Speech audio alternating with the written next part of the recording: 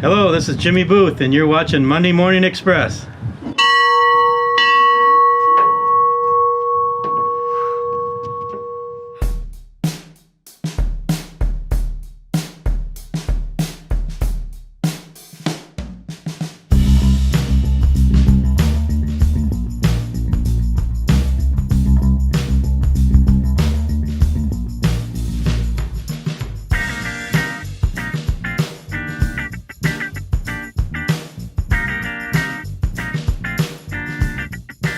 Welcome to Monday Morning Express. Got my Monday Morning Express mug here. Me too. Hey, what's that girly looking thing? Well, it is a girl's mug, but wow, it's purple and it's pretty cool, Dan. Got my Monday Morning Express mug here. I'll stick with this one. But we do have a nice mug for the ladies out there. Yeah. We have a number of requests for it, and so we got some in, and we'll start sending those out to some of the girls that have been on the show. Absolutely. In fact, we have one today. But before we talk about her, tell us what we're going to see on the show today, Roland. Well, one of the things we're going to talk about, of course, we love Boyd, and so we're into our next series with him. We're finally inside the paint booth. You saw that last week, but now we're actually going to do some spraying. We're going to look at how he goes about priming a model, and it's a little bit more interesting than what you think, because it's not the regular type of primer that I thought he would use. So very interesting. Not just any prime, Optimus Prime. Also, we have what you're seeing over us. We went out and we talked a little bit about this. Jon MacLean Richard Pontius, a couple of our friends, and the cool layout they had way up high in that storage unit. I think you guys will like that. Yeah, very nice. And of course, we have a couple other items on the table here. There's something in this black bag that we're going to get to just a little bit later. I'm going to tell them what's in the bag. There's a box in the bag. That's as far as you go. But there's more to it than that. Actually, they're going to really like it because we were pretty impressed, so you're going to like that. And what's in this box? Well, first let's talk about one other place we're going to go today. That's out to beautiful Ukiah again. This time, instead of just talking with Jimmy Booth, who we've seen. Enough of Jimmy. Yeah, he'll be there. But he's going to be on the couch with Bill and Marianne Peter. And, you know, I don't think people always realize how much Bill had to do with the hobby. Like, by the way, this was out there. Not to interrupt myself, but Bill's a lot like me. If he sees something really cool like that, he just has to buy it. There's so much cool stuff out at his place. Absolutely. But what I was going to say is we associate Bill Peter with PBL and the fantastic products they produce, and that's exceptional. But Bill went way back into the hobby, extensively involved in PFM. If anybody was at the last Brax Expo and got to hear him speak, they understand he was very important in some of the motors that are used today, the gearboxes, the running quality, the detail, the foreground, the soldering. I think Bill Peter has more impact on this hobby than almost the average person would ever realize. Absolutely. Because he's a pretty soft-spoken guy about it, you know. Sure. He's not going to toot his own horn. Yeah. So we got to toot it for him a little bit, right? That will do. So how are we going to do that? All right. Let's talk about what's in this box. Drum roll. Well, guys, we had planned to do this at the Brass Expo, but unfortunately, as you know, we're not going to be there. Boy, can I get this out? Oh, it's our second award. The first one went to Fred Hill, and we were looking forward to presenting this to Bill Peter of PBL. I'll put a little white behind it. Can you see it? There you go. We can throw up a photo of it on there for him. Very good. So we really appreciate all Bill's done. You're going to love the interview today. Yeah. Some nice insights into his stories and so forth. And I just want to say a little bit else about Bill. Not only do we know he's a genius when it comes to soldering, the guy just is phenomenal. But you know, when we were out there, we were able to see Bill. Many people don't know how detailed he really is. This guy, his CAD is just phenomenal. I've seen him in his room. He gets at his little chair behind his huge computer, and he can just design. Just so many different little intricate parts in the whole train, and really put it all together. So and he blows it up. Absolutely. And I don't know if we talked about that out there, but see, he was a pipe layer. And so he wants every pipe elbow to be correct, every pipe to go somewhere. It's kind of like his pet peeve. And he's really achieved detail levels because of that that are really phenomenal. Yeah, so we've seen that throughout the PBL line. I know a lot of that knowledge even goes over into helping Jimmy, and Jimmy praises him as well he should. So Bill, so deserving of our award this year. So we'll send this with your mug, Marianne's mug. Guys, it's going to be a great show. Let's get right into seeing a little bit more with Bill and the guys out in the Ukiah.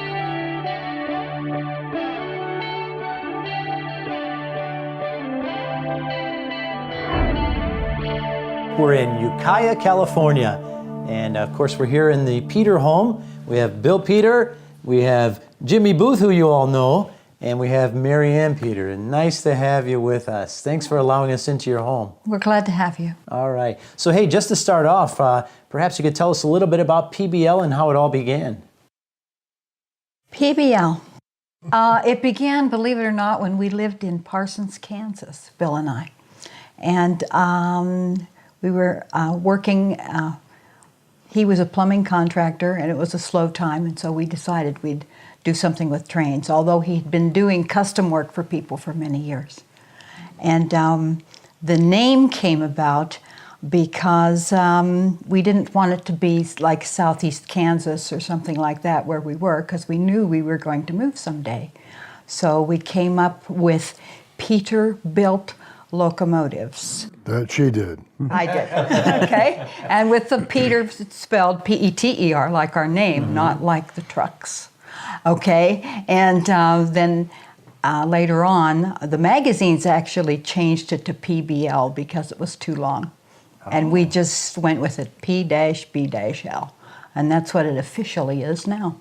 Oh, Very nice. story. What we're learning is that Mary Ann is a wealth of knowledge.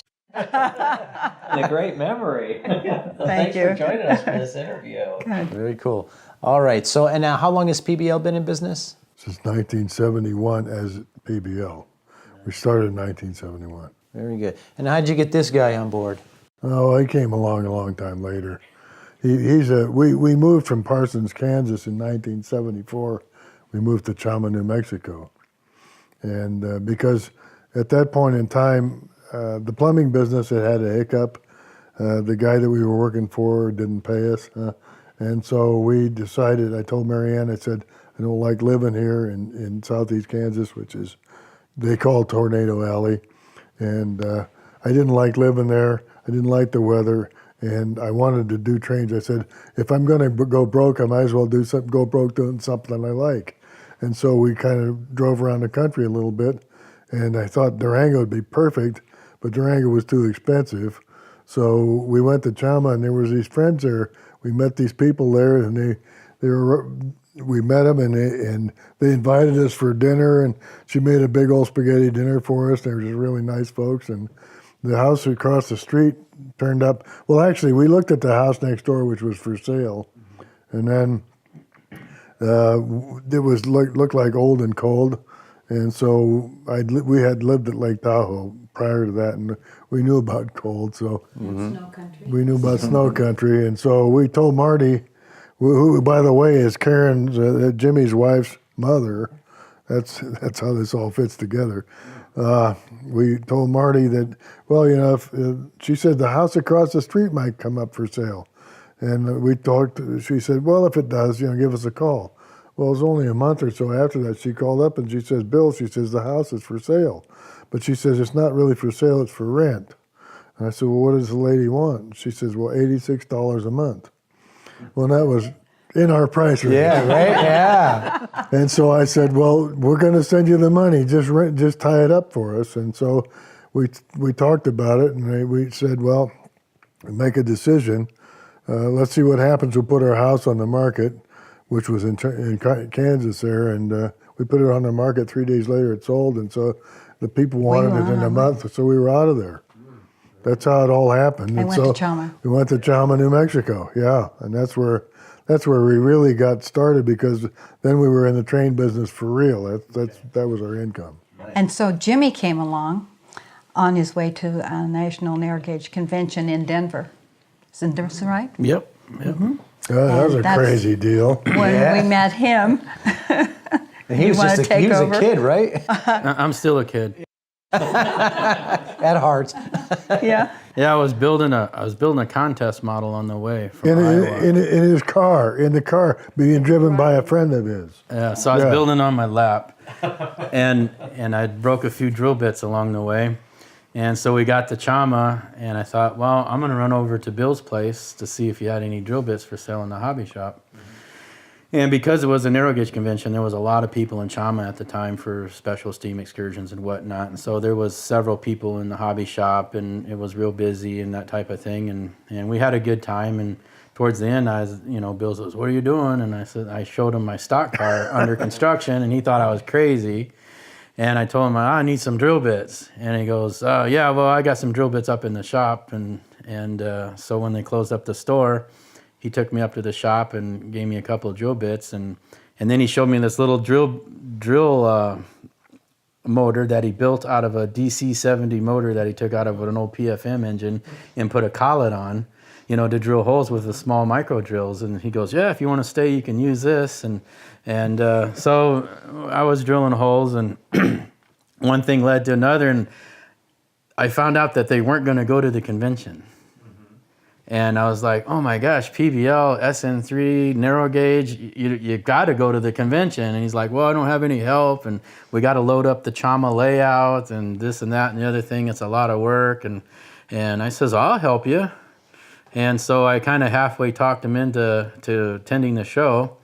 And so they invited me to stay overnight. And so Mary Ann put out these nice little blankets and mattress and everything so I could sleep on the front room floor. And my buddy got to sleep in the extra bedroom. And I went back upstairs into his shop and worked on my stock car. And when they came down the next morning, they saw the blankets and the pillows in the same exact place. So they thought I left already, but I was still up in the shop. I had worked all night long. They on the worked stock all car. night long. Yeah. So, Oh, that's a nice story. But he helped us go to the convention, and we all had a good time. Yeah, we did. So then, is that when you told him? Well, yeah, after the convention was over, he was actually really handy back then, not like I am now. Yeah. I told him, I said, I could use somebody around here to help me do this stuff, because we had just gotten some models, or we were just getting them in something like that. C18s. C18s. I said, if you want to help me out for a while, I said, I'd be happy to have you out here. And you worked with me on those, though, didn't you, before you went back home? Well, how'd that work? Well, you told him to take a leave of absence from his job and come out for a month. That's what I did, yeah. And so Yeah. that's what happened. And he came out there, and we got along pretty good. He could tell you a story about this. That Mary Ann made this great sauce. Well, never mind. That's all. Everything's food related. Excellent. Yeah, it was a really good story. Anyway, she had made this. She made this hollandaise, for putting dipping broccoli in. It was great. It was great. And he put it on his He put it potatoes. on his potatoes. He thought it was whipped butter. I thought it was whipped butter. and I hate that sauce. I hate mayonnaise, right? And so I had to eat these potatoes because I was company, like one bite at a time. Yeah. Anyway, that was a good story. But he came out and he worked with me. In fact, we had this new run of C18s come in, and Jimmy pretty much checked all the models. We worked together on the thing. And after the month was up, he said, well, it was time for him to go back. And I said, well, if you want to come back, so, I'd be happy to have you. But he was gone for like a month, and I never heard from him. And I thought, maybe he's not coming back. So one day he called up and said he'd quit his job. What were you doing then?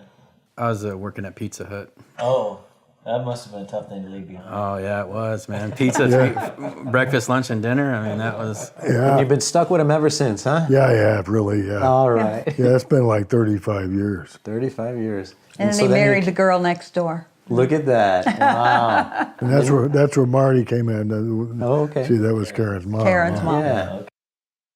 And that brought you up to Ukiah. That brought us, then we came to Ukiah. Yeah, very nice. And this is such a beautiful area. I don't blame you for being up here. It's a ways to get up here, but boy, it sure is pretty. Yeah. And the nice thing about it, it's unlike Chama. Chama was a very beautiful place, but we had snow like 7 or 8 months out of the year. Out here, we get this much snow. Maybe once in a while, it melts off the next day. Perfect.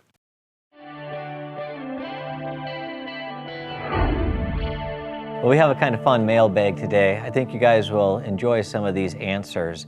This is from Rick, and the subject is determining value and negotiation. First of all, he says, hello to Dan, Roland, and the rest of the MME crew. I've really enjoyed catching up on Monday Morning Express episodes, and I can't wait for the next one. He says, I've recently been rebitten by the brass bug, which is good news. And so Rick had a few very good questions we wanted to answer. The first one, he really wants to know how we determine the value for items that we list on our brasstrains.com site and the values for items that you see on the Brass Guide. The first question he asks is this. He says, you seem to have a process to handle the initial intake to the model, but what happens when it sits and doesn't sell? Do you contact the buyer and discuss changing the price? Well, that's obviously a consignment question, but I can kind of answer that for you. With everything we take in and we price, we generally hold that value for 30 days. So we don't accept any offers unless that model's been up there for 30 days. Once it passes that 30-day mark, we would possibly consider adjusting the price, possibly accept offers. But certain models, it really depends on it, because some things just take a little time to sell. They have to find the right buyer. And we try as hard as we can to get that price just right the first time. But you know, we are open to negotiation eventually. Here's his next question. Do you have an estimate or guess about how much of the brass market moves through dealers versus person to person? That's a tough question to answer. Obviously, person to person could include eBay or other sites like that. A lot of times we wouldn't have really any way of knowing, because train shows, swap meets, trades, there are a lot of definitely trading that goes on without dealers. But obviously, a good amount of the brass that moves is likely through dealers, as that's the best way generally to get maximum value for your items. Here's the next question. It says, it seems to me that the pricing information in the non-dealer market can be very variable and sometimes either wildly cheap or crazy expensive when you look at what the Brass Guide suggests. We try to keep the Brass Guide as accurate as possible. We will not change a Brass Guide price unless we have solid data to do so. Generally, that's why you don't see mass updates, as we update it daily based on data we see. Generally, that data is from our own site. We do monitor other sales as well, but unless we have rock solid proof, for example, if we see something go very high on eBay, we won't use that as our barometer. The sale may not have actually went through, things happen. And so generally we have solid data, or we will not adjust that price. What we will do sometimes, if there's a series of models that are very similar to one we have data on, we'll adjust all those prices so it's consistent in the Brass Guide. And that kind of ties into another question about how we price things when they come in. We have a massive database that we've been keeping for many, many years since we started. We do track other sales as well. And so we have charts that we're able to see when something sells, how much it sold for, how quickly it sold. And of course, sometimes it comes down to our gut feeling a little bit. But we take pricing things very seriously, and we've got a pretty good handle on it, as you can see from how quickly many things sell. Now here's the final question we're going to answer that you sent in, Rick. You said, are you using data from folks that are putting their collection to the Brass Guide? If you are, what sort of normalization controls or checks do you have in place to make sure that the values aren't getting gamed in a certain direction? So I think what you're asking is a very valid question. First of all, for anybody who's unaware, we have a My Personal Collection section on the Brass Guide. You can add items from the Brass Guide, and then you can kind of watch the value go up and down. Those values are not driven in any way from what a person would enter. In fact, they can't enter prices. What happens is automatically, as the Brass Guide adjusts, then you can see what the current value is of the models in your collection. And the second part of that is, no, we do not view that unless you give us authorization to do so.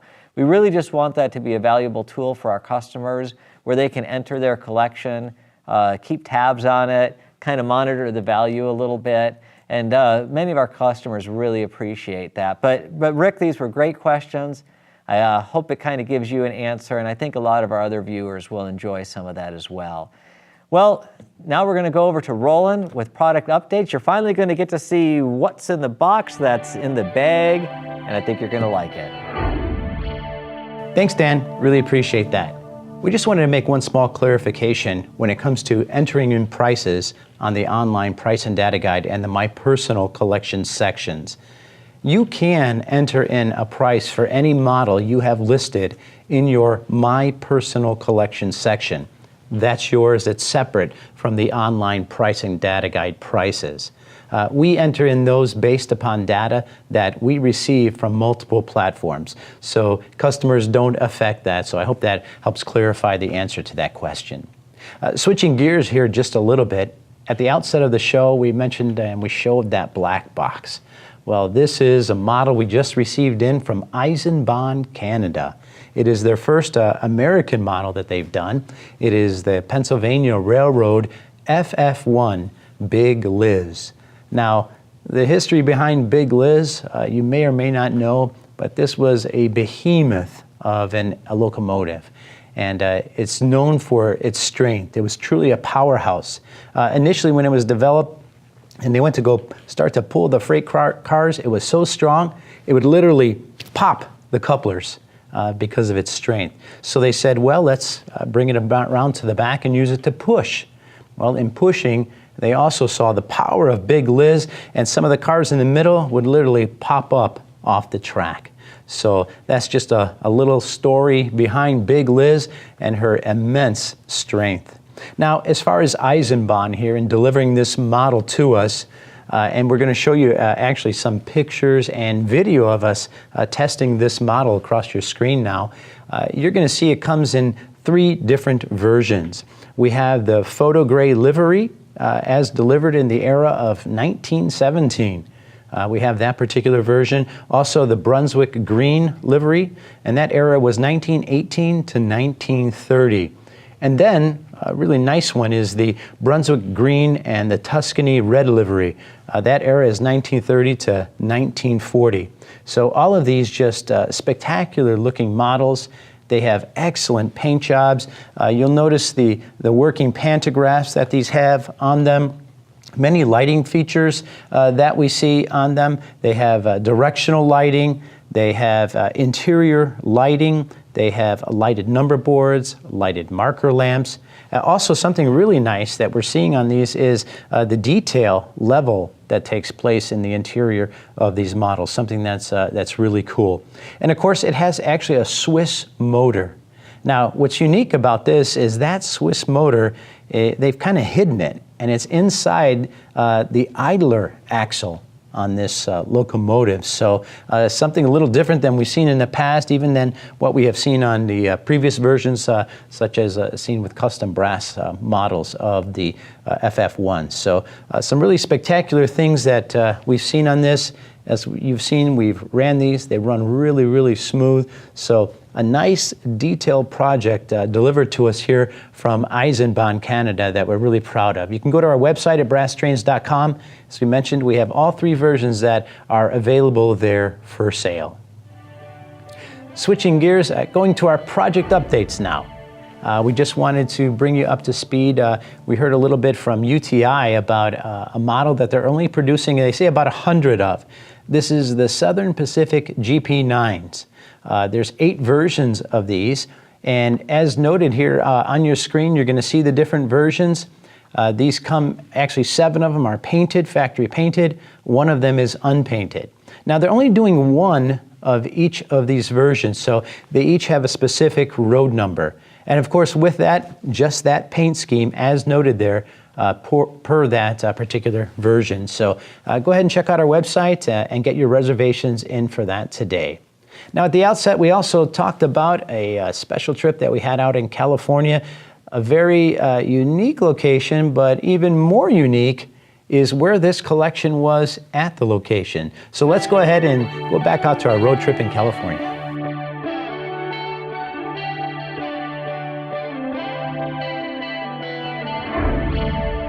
We are here with a couple of brass aficionados. We have Richard Pontius, Jon MacLean. We're kind of in a high security secret facility and we have this amazing layout. But really, you guys are both lovers of brass. Let's talk a little bit.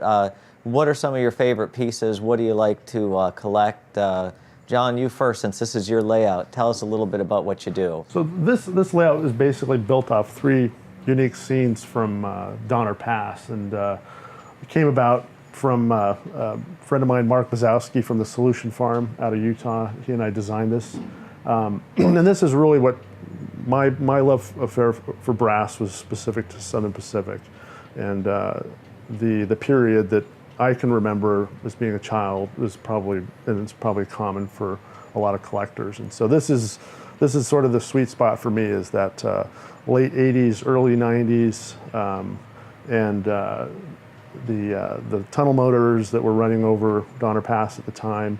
That's kind of been my forte. Yeah, it's cool. Now you'll run, you mentioned like maybe plastic rolling stock, but you love the brass diesels for the ultimate realism, and you'll put DCC in them and everything, exactly. right? Yeah. So kind of like other collectors, I started buying anything and everything, and then as my taste refined, got away from plastic into brass. There goes a few now. And then these particular models were customized to represent a period of the Southern Pacific. They're weathered. That's kind of what I like the best. And yeah, no question, the feel, the look, the feel, the smoothness of brass, there's just no comparison. So I was hooked when I got into that, and have been ever since. It's been about 15 years for me. Now you had a little cool story about this part of the layout. You said you remember that when you were a kid in real life, right? So I was, this was a common place that my dad used to take me out. This was probably early 70s, and we'd climb on top of, this is the what's called the humpback shed, which is at the top of Donner Pass. And we would stand on top of that shed and watch the trains come through. They've since removed the tracks. It was too expensive to maintain. But up until 1993, that ran. And so that scene up there is from my childhood and near and dear to my heart. So that's why we wanted to reproduce it in HO scale. Yeah, very cool. That's a great story. And those sheds are all custom built from Mark from Solution Farm, who was literally up there with a tape measure, getting dimensions and getting some strange looks and putting it together for me. So how cool is it to have your childhood memory brought to life here? I think that's the essence of the hobby. We all kind of yearn for that love affair when it all began, and this is it for me right here. Yeah, very nice. So Richard, tell us a little bit about what you collect. I have a wide range of interests. I will use the term of a very dignified friend of mine, more of an accumulator right now than a collector. I haven't refined the area or era I want to collect in. I do love the SP. I grew up around the SP. Some of the very first brass SP locomotives I bought from yours truly, John. Some of the tunnel motors I have. SD9 with icicle breakers, the things that I really like that were unique to Southern Pacific. So there's snow fighting trains, maintenance away equipment, and I'd say probably other than the locomotives, single largest holding I do have is all maintenance away. The pile drivers, the rotaries, everything that would have been used that was unique. I do a lot of engineering for a living, and it's that unique engineering aspect, the structural, the modifications, just the mechanics that really intrigue me. And you don't find that in plastic. You can't find it in plastic. So that, and growing up around the SP really kind of set me on that path. So that's really where my key interest originated from, was childhood exposure. And like John said, it's really emotional. So when you look at your trains and you relive a childhood, it evokes an emotion you can't get anyplace else. And I think that's why all the collectors really, are well grounded and in touch with their collections. It's not just the sake of a value or a dollar, it's an emotional, that's non-tangible. Right. So that's what I really enjoy about it. And I'm very envious of John's layout too. Yeah. I love it's funny because before I'd met John, this was something I'd seen pictures of and fully intended to model on the layout. And then John shared pictures of his layout, and it was, uh-oh. The hiatus from trains was resurrected after about a 20-year lag period. And as you know, I'm well immersed in it. As my wife will attest, I'm well immersed into it. And we thank your wife for that. Yes, and she actually bought me my first piece of brass, which was an SP Jordan spreader in 1996, and that was the first of many. So what's your favorite piece? Yes, we have to give her a thank you. Yes, thanks, honey. I appreciate your patience and tolerance. My favorite piece is actually the precision scale Ligerwood log skidder. There's not another piece like it. It's the mechanics behind it, the quality of that piece is non-parallel. There's nothing like it. And then probably after that would be the coal turbine. That's kind of the epitome of anybody in a dieseldom. That is the piece. And from there, it's right back to maintenance away. Pile drivers, the rotaries, anything along that ilk.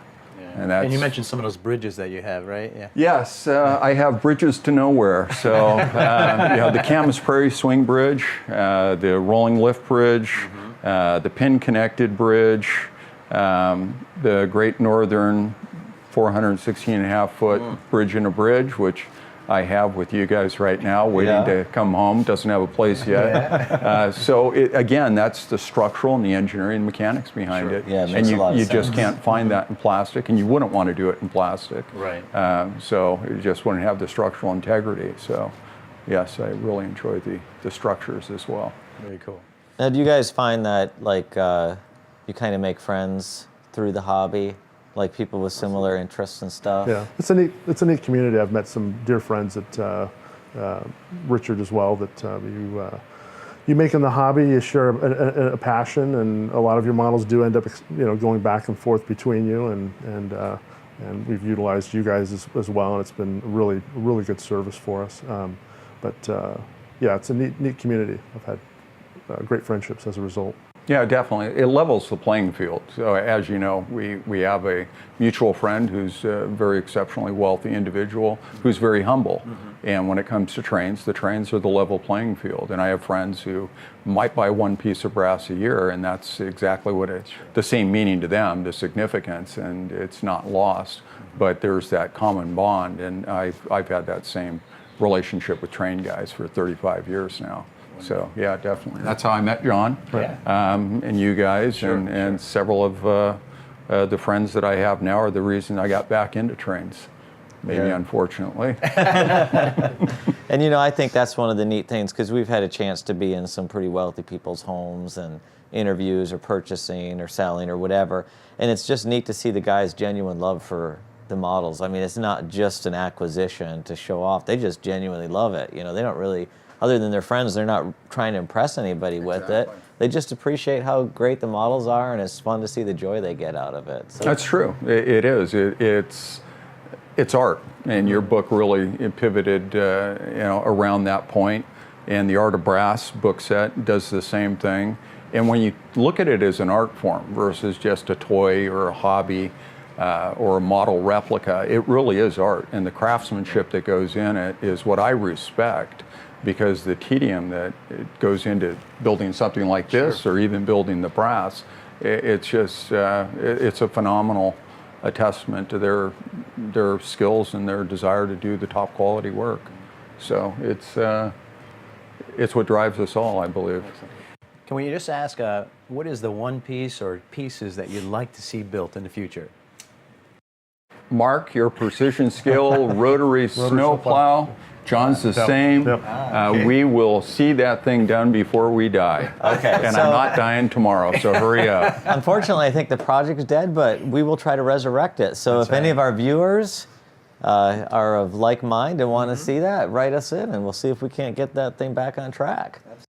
There's nothing like it, guys, and I think that once you see it and see the void that it'll fill, it's worth the effort. Sure. And all the loyal SP people who are really loyal, live up to the loyalty and put your orders in.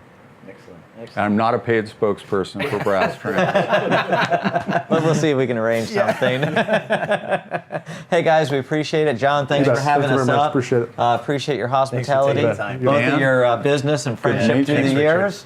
And appreciate having you on the show. No, absolutely great.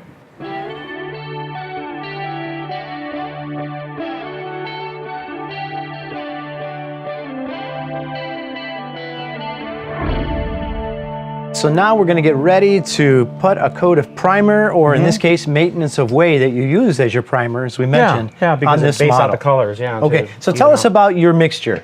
I know various individuals, depending on where you are in the country or even in the world, different types of mixtures, different ones enjoy. So tell us what you do. On my mixtures, I'm using lacquer thinner. Just a little bit of lacquer thinner at a time until I get the desired effect. So you don't count drops or anything like that? No, I just put just a few drops, and just start shaking it to get what I'm looking for are tiny bubbles. Tiny bubbles. Yeah, as Don Ho would say, tiny bubbles. Okay. And So hold it across here so we can see in the camera. the tiny bubbles. Right now, I'm not having the desired effect because let me add some more. Let me just clean off this. I don't want this to go in there, so I'm going to add some of your lacquer thinner right lacquer in thinner, there. just a little bit. Okay. Drops. Shake it up. Show that camera what back. we're looking for. Just like that, I need beads. Those beads, those tiny little bubbles in there. Okay. That's the desired effect Very nice. right there. Okay. So we've got our mixture. That as long as you're happy, I'm happy. You're the master. You're going to show us. Yeah. Okay. Very good. Now we're going to start spraying. Now, as far as what PSI do you use? It depends on the day too. You know what? I find out that the higher the PSI, it's going to dry flatter. Okay. And I start going down towards the low, maybe around 30. 25, 30. Okay. Around there. It could be, it just depends on the day. So what I'm going to do is I'm going to set my PSI lowest setting and start spraying. I like to spray back on the filter. That's why I have this duct tape back here. That's where I start spraying to make sure that the paint is coming out. Flows good. Yeah, right? before I hit a model. So Sure. I'll move the model up to the side and I'll just try. Okay. Now we know we're going to start to hear some noise. Yes. Quite possibly Time here. for the fans, the filtration, filters right. to go. So let me plug in the filters.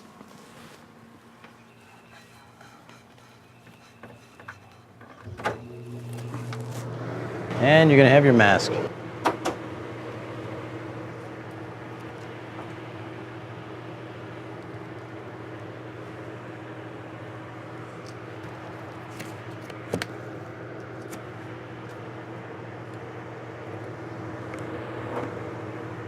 Right from the bottle, huh? Yeah, right from the bottle. Oh, let me turn on my pressure.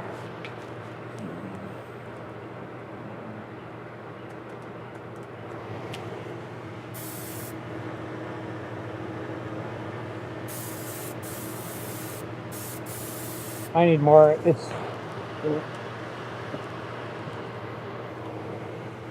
I'm like around 40. 40? Okay.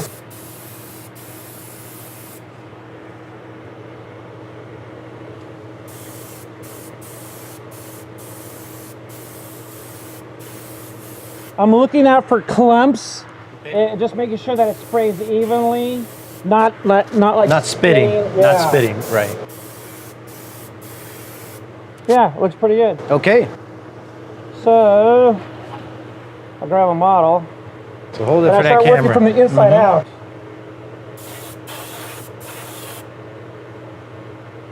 You know, yeah, I forgot to take the steel brush to hit this. I have a flake Wanna do right that? there. Yeah, that's okay right there. So.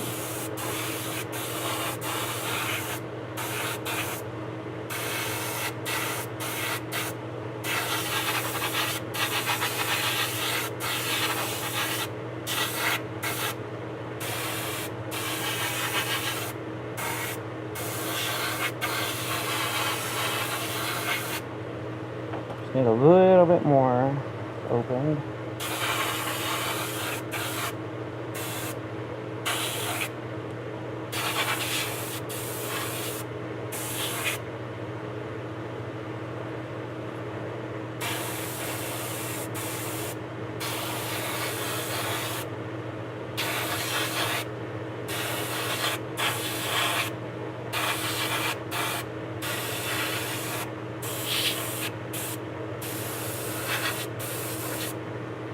Then after I spray the inside, now I start hitting the vestibules and the ends of the cars.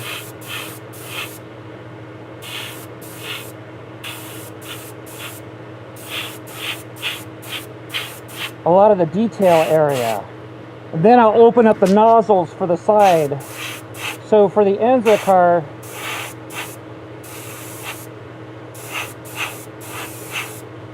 for the ends of the cars, I have to keep it at a lower pressure and spray a little bit at a time. Why is that? Well, I don't need a lot of paint going all over the place. So for here, since there's a lot of detail, I'll just spray a little bit at a time, and I'll And then build come up back my and get it? desired effect, Okay. and then come back and hit it. Because sometimes when you dump a lot of paint out, They want to run. it'll run, and it actually doesn't cover right. So keep it on a low pressure, and you can get some of those tight areas.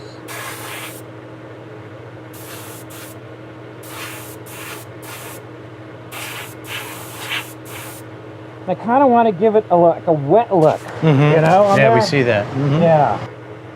Now I start opening up the nozzle to give me a wider stripe. And you say you're using a number 3 nozzle. Yes, it's a number 3.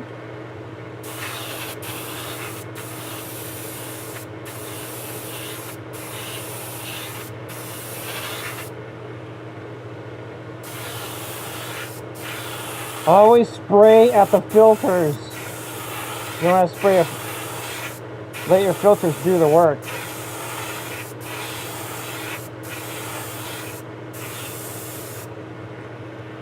Like that, and then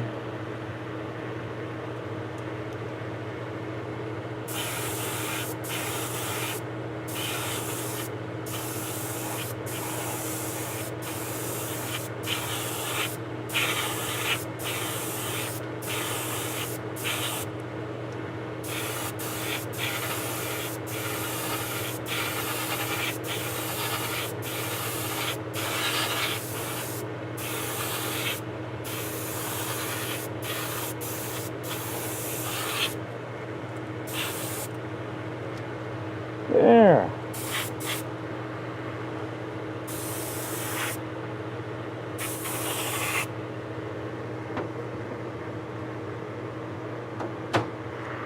Wow. Very nice. Look at that. All done. And now from here? From here, I just throw it on a cookie sheet. I have these baking Cookie sheets. pans. Yeah, for baking. Put in there. And now we're headed to the Off oven. to the oven. Over at our oven, and it's a real oven. Converted. Any cookies inside? There might be a cake. Let's just check. Oh, actually, yeah, it was unlocked and just It was pull down. unlocked. All right.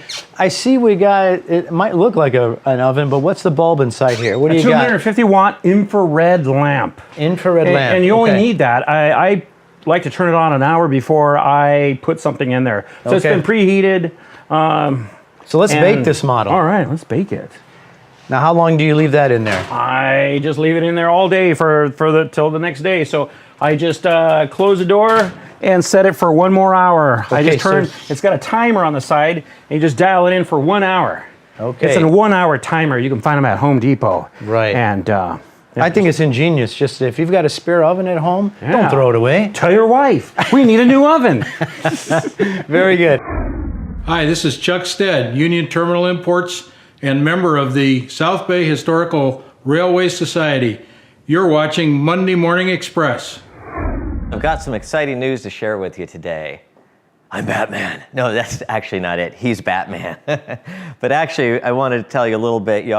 We've told you about this kind of fascination with Legos I had. And so what you see here is not the way it was originally built. As I explained, we used to have a big train layout in our building with Legos. And so one of my sons wanted to build a bat cave. So we started building this Lego bat cave, and it kind of grew, and then we built this Wayne Manor, and then we lit it, and eventually we took some photos. Roland took the photos. We have to give Roland the credit. And then we posted them online, and it kind of went viral. It got posted on entertainmentweekly.com. It got blogged by a lot of the Lego blogs. Also on DC Comics, they showed it. And so on our Flickr page, all of a sudden it spiked, and we racked up, close to 750,000 views. So that was pretty fun. And then, where did this case come from? Well, what happened is I got a call from an individual, and I can't get into details, but he says, is that Batcave for sale? And I assured him, no, it's not for sale. It wasn't designed to be for sale. We never thought of selling it. It's just something I did with the kids. And he became very insistent. Let's just say he made an offer I couldn't refuse. And we started thinking, how are we going to transport this thing? Because it really wasn't meant to transport at all. So we kind of rebuilt the cave a little bit, rebuilt Wayne Manor, made everything accessible so it would have play features. And then we got Ron involved, and I said, man, we got to build some sort of cool case that we can actually ship this thing up in a big container and it'll look great. So Ron, being the ex-Imagineer he is, came up with this awesome case. And you'll see kind of our goal was to separate Wayne Manor a little bit more from the Batcave than it originally was. I'll show you a few features later. And kind of have this feel to it where obviously it's kind of organic, but it goes into the Lego. We kind of tried to get that old Hasbro toy feel. So it just kind of melded in. And some of the photos you're seeing are going to show you how well we pulled that off, how we integrated the Lego into Ron's work, and some of the unique ways Ron managed to get this kind of rock look very simply with just an old plastic grocery bag. I would have never thought of it. He is a wizard with Bondo. And so anyways, we thought you might kind of like looking at this. So you may be asking yourself, what in the world does Lego have to do with brass model trains? And why is Dan playing with toys? Roland asks that quite often. But here's the thing, when I've gone to so many train shows and seen Thomas the Train, and my kids played with that, but I don't feel that connects to modeling at all. And then, not only did I enjoy building with Lego when I was a kid, but I go to these train shows, and I'm sure you guys have seen it, and there's these huge crowds around these Lego train layouts. So I really feel it's a great transition from learning how to model into eventually becoming a modeler. And model railroading really is the pinnacle of that. There's other types of modeling that's excellent as well, of course, but we feel it's the closest thing. And so I kind of wanted my boys to just have fun learning to model. And with Lego, you know, we're not constrained to certain times or eras or roads, or we can just kind of let our imagination go. But I found with my boys, it really helped them work on their creativity, and they could just kind of, it would grow with them. And for me, I have fun. I find it very relaxing. I love to do modeling, but it's more time consuming, whereas this is just something I could kind of do on the side and just let my imagination run wild and do it with the boys. So, but that's kind of how we feel it fits together. And we also hope that you can share this a little bit with some of your family and friends and grandkids and kids, and maybe they'll appreciate the Lego thing, and then it might pique their interest a little bit in model railroading as well.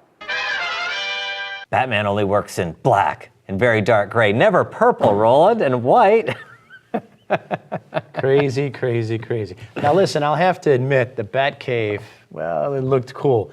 Not the Lego part so much. I'm not a Legos guy, but I know many of you might, or you have kids that do. But it was really nice work, Dan. I applaud you. Thank you. But appreciate mostly I applaud photos. Ron, because Ron did a great job. Yeah, it was kind of neat. I don't think I've ever seen it. And you know, Legos, these guys might not realize it, but it is a whole, there's a lot of guys really into it to take it very serious. And I don't think anybody I've seen has integrated a case like Ron built with that. Beautiful. So maybe it'll start a fad.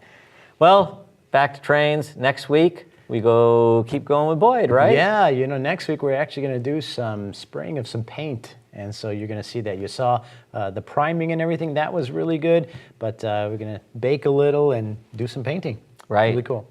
And we're going to talk to Bill Boren of KTM USA. He's another one I think guys will like because they're probably not aware of him. He's got some neat insights into that. So I think they're going to really enjoy that interview. Yeah, absolutely. Well, thanks for joining us on Monday Morning Express. We'll see you next week.